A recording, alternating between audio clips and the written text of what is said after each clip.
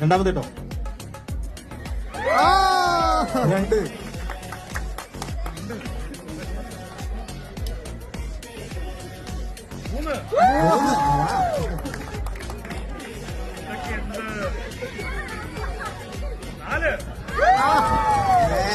എന്തോ ഇത് പ്രാക്ടീസ് ചെയ്തിട്ട് വന്നേ.